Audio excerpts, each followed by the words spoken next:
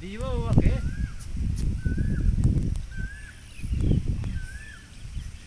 पूरा ही चाकला घुमाओ बोले के ना कहीं के बरका बोल देनी हम ना सुनाई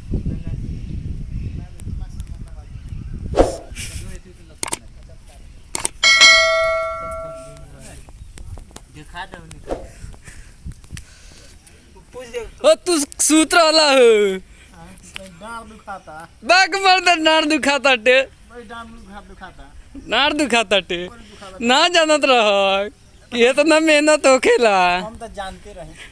हैं का करब घरे कहले बा कि माई रे ठेकुआ बना दे जाम पंजाब घूमे का करब जे ना करे से बूढ़ा बूढ़ी हम तो जानते बनी का गाड़ फारवा काम होखेला बाग मर्द जब जानते रह तो अइला काहेला पंजाबी से रोटी चाय पिया दी अचार धरा दिए कि पज्जा पज्जा तिताऊ घे अचार रोटी खा के पजे के होई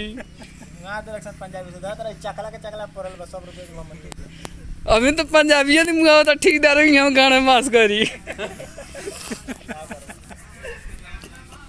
लॉकडाउन के चलते सारा झेले के पड़ता है तरह दिन तेने आके काटे काटे बउआए के पड़ता है हैं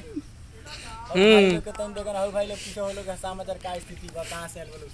का हो भाई केने से आज बड़ा लगा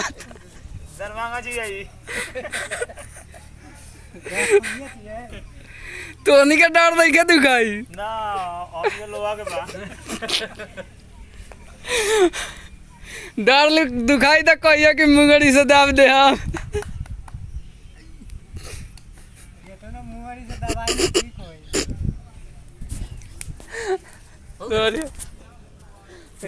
बहुत